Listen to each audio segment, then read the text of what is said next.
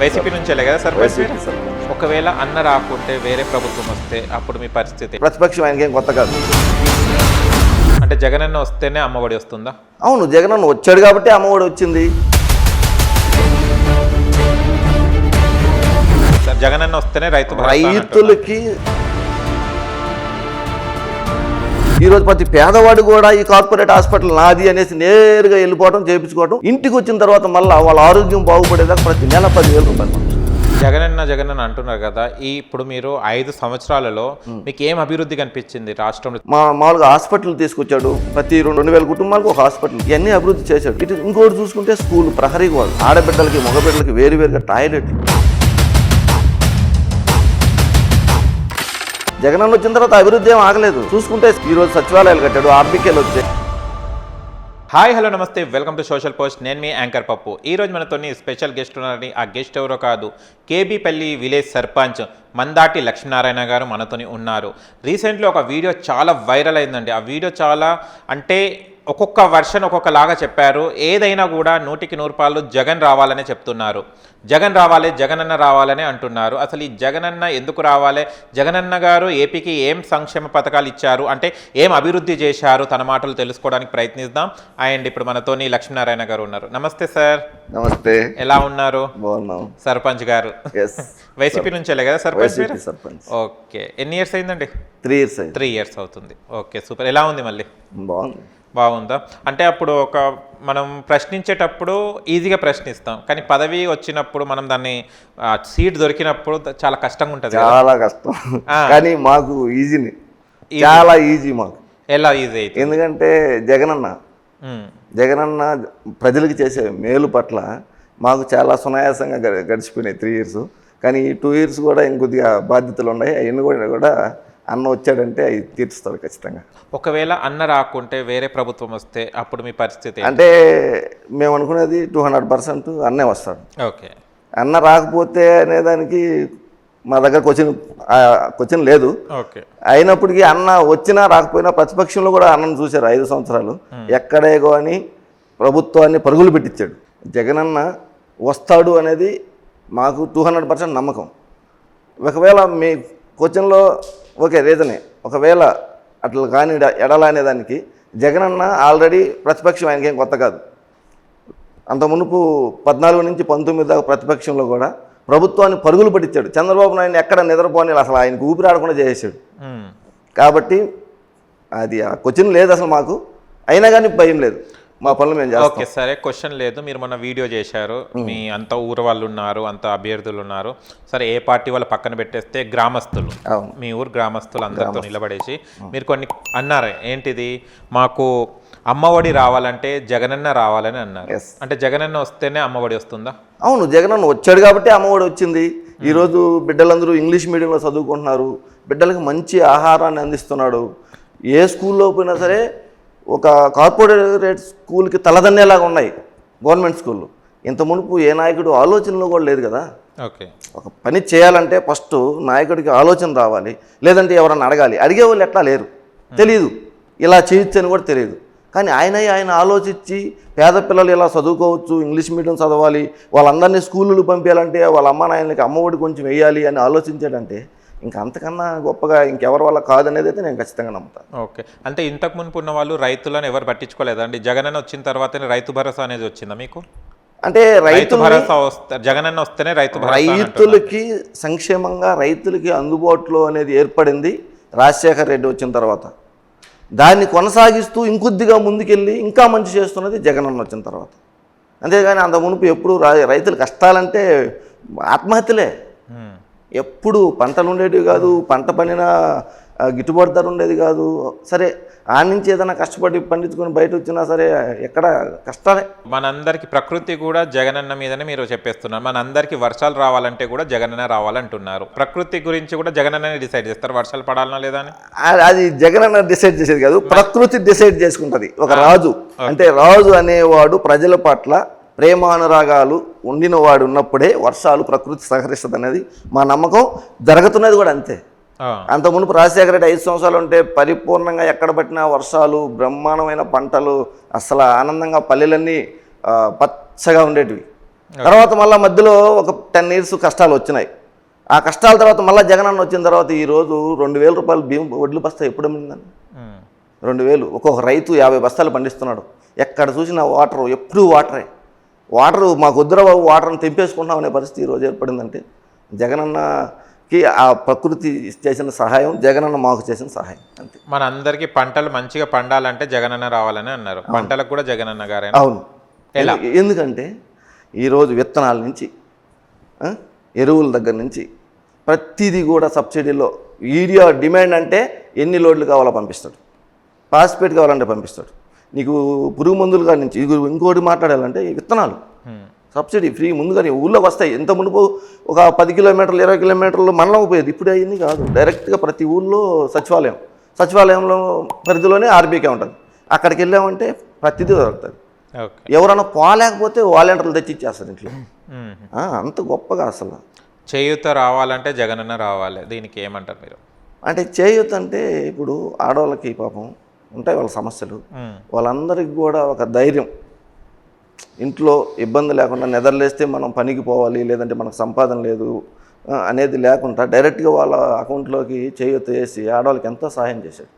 ప్రతి ఒక్కరు 45 to 60 అంటే వాళ్ళకి అటు పెన్షన్ రాదు, ఇంట్లో ఆదాయం ఉండదు. వాళ్ళ గురించి కూడా ఆలోచించాలంటే అది జగనన్నకే సాధ్యం.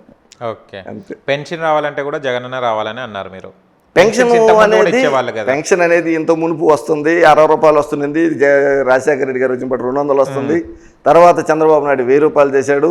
అవన్నీ ఓకే, కానీ పెన్షన్ అనేది అది అన్నని మామిడి పండు అట్లా అయిపోయింది అప్పుడు.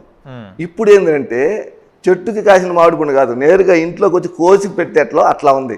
ఎట్లా అంటే పెద్దవాళ్ళు 60 సంవత్సరాలు పైబడిన వాళ్ళకి పెన్షన్, వాళ్ళకి బస్సు ఎక్కాలి, బ్యాంకుకి వెళ్ళాలి, తెచ్చుకోవాలి, లేదంటే ఎవరన్నా వచ్చినా కానీ 1000 రూపాయలు 200 పట్టుకొని 800 ఇస్తారు. ఇప్పుడు అట్లా కాదు, వాలంటీర్ నేరుగా ఉదయాన్నే 5 గంటలకు పోయి డోర్ కొడతాడు, ఇదిగో అవ్వా నీకు డబ్బులు అనేసి 3,000 రూపాయలు ఇస్తాడు. ఎంత ధైర్యం! ఒకసారి మనం ఆలోచిస్తే పెద్దవాళ్ళందరికీ కూడా ఒక కొడుకు జగనన్నే అని అంత గొప్పగా ఎందుకు ఆలోచిస్తున్నారంటే వాళ్ళకి ధైర్యం, వాళ్ళ తృప్తి. ఏ కొడుకాడైనా ఏ కూతురు కాడైనా నాకు ఫ్రీగా తింటున్నానేమో అని పెద్ద ఫీలింగ్ ఉంటుంది పాపం పెద్దవాళ్ళకి.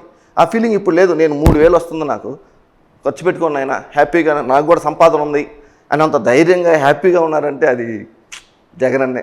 ఓకే, ఆరోగ్యంగా ఉండాలంటే జగనన్న రావాలని అన్నారు మీరు. ఎస్. ఇది ఎట్లా సాధ్యం? ఆరోగ్యానికి కూడా జగనన్న అమ్మా, ఇది అస్సలు మనం ఎవరైనా సరే, మన పాలకపక్షం కావచ్చు, ప్రతిపక్షం కావచ్చు, అందరూ ప్రభుత్వాల వరకే. ప్రజల కాడికి వచ్చేటప్పటికి జగనన్న దృష్టిలో అందరూ సమానమే. ఆ పార్టీ లేదు, ఈ పార్టీ లేదు, ప్రజలందరూ నా వాళ్ళు అనుకొని ఈరోజు జగనన్న చేస్తున్నటువంటి ఈ ఆరోగ్యశ్రీలో 25 లక్షలు చేశాడండి. ఒక పేదవాడికి ఏ హార్ట్ ఆపరేషన్ రావచ్చు, లేదంటే అంతకుమించి ఇంకా పెద్ద ప్రాబ్లం రావచ్చు, ఒక కిడ్నీ ప్రాబ్లం రావచ్చు, ఏదైనా సరే. అసలు మాదే హాస్పిటల్ అనేసి నేరుగా ఒక పెద్ద హాస్పిటల్ కలిగిన వాళ్ళు నేరుగా పోయి హాస్పిటల్ పోయి ఎలా ట్రీట్మెంట్ చేసుకుంటారో, ఈరోజు ప్రతి పేదవాడు కూడా ఈ కార్పొరేట్ హాస్పిటల్ నాది అనేసి నేరుగా వెళ్ళిపోవడం, చేయించుకోవడం. ఇంటికి వచ్చిన తర్వాత మళ్ళీ వాళ్ళ ఆరోగ్యం బాగుపడేదాకా ప్రతి నెల 10,000 రూపాయలు పంపిస్తారు. ఓకే, అంత గొప్పగా ఎవరు ఆశించి అడిగి చేయించుకోవడం వేరు. ఎవరికి ఆలోచన కూడా లేకుండా జగనన్నే ఆలోచించి ఇంప్రూవ్ చేసిన పథకాలు ఇవన్నీ. అవసరం, పేదరికం పోవాలి, ప్రజలందరూ బాగుండాలి, అంతే. పేదరికం పోవాలంటే కూడా జగనన్న రావాలనా? ఖచ్చితంగా పోయి. చాలా వరకు ఇప్పుడు చాలా నయం కదా. ఈరోజు 2,70,000 కోట్లు ప్రజల అకౌంట్లోకి వేసాడు. ఇంత మునుపు కూడా ప్రభుత్వాలు ఉన్నాయి కదా, ఎవరైనా సరే కనీసం 10,000 కోట్లు ఎవరికన్నా వేశారా? లేదు కదా. పేదలందరికీ, జనాలకి ఏం తెలుసు, మనకి ఇంతే అనేది తెలుసు. ప్రతి ఊళ్ళో ఒక మా పంచాయతీ తీసుకుంటే సింపుల్గా లాస్ట్ 5 yearsలో టీడీపీ గవర్నమెంట్లో ఇంచుమించు 1,50,00,000 వర్క్లు వచ్చాయి. మాకు చూసుకుంటే ఒక 70-80 లక్షల వర్కులు జరిగినాయి. కొర డబ్బులు ఏమైనా కూడా మాకు తెలియదు. అదే చూసుకుందాం. ఈరోజు జగనన్న ప్రభుత్వంలో 5.5 కోటి డబ్బులు వస్తే ప్రతి ఒక్కరి అకౌంట్లోకి వెళ్ళి డైరెక్ట్గా వాళ్ళ ఖర్చులకి ఎన్ని ఉంటాయి. అది దానికి దీనికి తేడా. జగనన్న అంటున్నారు కదా, ఇప్పుడు మీరు 5 సంవత్సరాలలో మీకు ఏం అభివృద్ధి కనిపించింది రాష్ట్రంలో? చాలామంది అంటున్నారు ఏం అభివృద్ధి చేయలేదు, ఏం చేయలేదు అని అంటున్నారు. దీనికి మీరు ఏమంటారు? ఇది చాలా మంచి క్వశ్చన్. ఎందుకంటే అభివృద్ధి అనేది ఏంటంటే సొక్కా కుట్టించుకున్నంత ఈజీ కాదు. ఒక ఇల్లు కట్టడం వలన ఒక సంస్థని నిర్మించాలన్నా కొద్దిగా టైం పడుతుంది. బలమైన అభివృద్ధి అంటే పెద్ద ఇల్లు కట్టాలంటే కొద్దిగా టైం కడుతుంది, చిన్న ఇల్లు కట్టుకోవాలంటే తొందరగా అయిపోతుంది. ఇక్కడ జగనన్న చేస్తున్నది ఏంటంటే ఒక పెద్ద ఇల్లు కడుతున్నాడు. ఎలాంటి ఇల్లు అంటే ఎప్పటికీ కూడా చేసిన అభివృద్ధికి మళ్ళా ఇబ్బంది అనేది లేకుండా ఉండాలని ఇంటింటి నుంచి అభివృద్ధి స్టార్ట్ చేశాడు. అది ఎలా అంటామేమో. అభివృద్ధి అంటే ఏంది, ప్రతి ఇంట్లో ఒక మంచి ఉద్యోగస్తుడు వస్తే ఆ కుటుంబం అభివృద్ధి అయిపోతుంది. అదేవిధంగా ప్రతి ఊళ్ళో 100 కుటుంబాల్లో 50 కుటుంబాల్లో కనీసం ఉద్యోగస్తులు ఉంటే ఆ ఊర్లో మీరు పల్లెటూరు నుంచే వచ్చుంటారు. ఒక 50 మంది సాఫ్ట్వేర్లు ఉన్న ఊళ్ళో ఏదైనా జరగాలి అంటే ఎంత ఈజీగా జరుగుతుంది. మన ఆంధ్ర రాష్ట్రం అంతా ఉద్యోగస్తులు ఎక్కువ మంది అయినప్పుడు ఆంధ్ర రాష్ట్రం ఆటోమేటిక్గా అభివృద్ధి అయినట్టే కదా. నిజమైన అభివృద్ధి అదే కదా. ఈరోజు మనం ఇవన్నీ కామనే. జగనన్న వచ్చిన తర్వాత అభివృద్ధి ఏం ఆగలేదు. చూసుకుంటే సచివాలయాలు ఏమైనా ఉన్నాయా? లేవు. ఈరోజు సచివాలయాలు కట్టాడు, ఆర్బీకేలు వచ్చాయి, మామూలుగా హాస్పిటల్ తీసుకొచ్చాడు. ప్రతి 2,000 కుటుంబాలకు ఒక హాస్పిటల్. ఇవన్నీ అభివృద్ధి చేశాడు. ఇంకోటి చూసుకుంటే స్కూళ్ళు ప్రహరీ గోడలు, ఆడబిడ్డలకి మగబిడ్డలకి వేరువేరుగా టాయిలెట్లు, వాళ్ళకి బ్రహ్మాండమైన సెక్యూరిటీ. స్కూల్ అంటే మా స్కూల్ అనేసి వెళ్ళిపోతున్నారు. అభివృద్ధి అనేది లాస్ట్ ప్రభుత్వంగా చూసుకుంటే ఎక్కువే జరిగింది.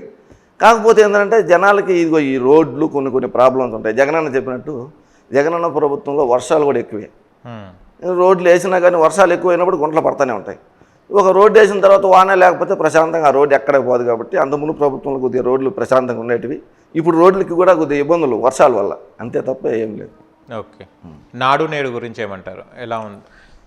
నాడు నేడు అదే అండి ఇప్పుడు దాకా మనం మాట్లాడుతున్నాం. అదే ఇంత మునుపు గవర్నమెంట్ స్కూల్కి పోతే ఏముండేదండి, ఏం లేదు. ఆడకపోతే ఉండాలి, పలక మీద రాసుకోవాలి, రావాలి. మేము చదువుకున్నాం కదా ఆ రోజు. మేము చదివేటప్పుడు గవర్నమెంట్ స్కూల్లో చదువుకున్నవాడు 10th అయిన తర్వాత ఒక ఎక్కడికి పోవాలి, ఇంగ్లీష్ మీడియం అక్కడ స్టార్ట్ అవుతుంది. ఇంటర్లో కాకుండా డిగ్రీలోకి వచ్చేటప్పుడు బీటెక్ వచ్చేటప్పుడు ఇంగ్లీషు వాడికి ఏం రాదు. ఈ విధంగా 10 సంవత్సరాలు చదివి ఆడదాకా ఆపేసుకొని ఇంట్లోకి వచ్చి వ్యవసాయం చేసుకుంటా అట చదువుకి ముందుకు పోలేక ఇటు వ్యవసాయానికి పనికిరాక 199 మంది బాధలు పడతారండి నాకు తెలిసి. కానీ ఈరోజు జగనన్న ప్రతి బిడ్డకి 1వ తరగతి నుంచి ఇంగ్లీష్ మీడియంలో ప్రతి పేదవాడికి చదువుకుంటుంటే ఇంగ్లీష్ మీడియంలో చదువుకున్నవాడు ఖచ్చితంగా రేపు పై చదువులకు పోయినప్పుడు హ్యాపీగా చదువుకు ముందుకెళ్ళిపోతాడు. కాబట్టి నాడు నేడు అనేదానికి నాడు ఉన్న పరిస్థితులు ఏంటంటే ప్రతి ఒక్కడికి అర్ధంతా చదువే. నేడు పరిస్థితి ఏంటంటే స్కూల్కి వెళ్ళాడు అంటే వాడు ఉద్యోగస్తుడు అయ్యి తిరిగి వస్తాడు. ఓకే, అది నాడు నేడులో ఉన్న రహస్యం. చూశారు కదా ఫ్రెండ్స్, మీకు కనుక మా వీడియో నచ్చినట్టు లైక్ చేయండి, షేర్ చేయండి, కామెంట్ చేయండి, సబ్స్క్రైబ్ ఛానల్ అక్కడ గంట సింబల్ టంగున కొట్టండి. నేను మీ యాంకర్ పప్పు. Bye bye.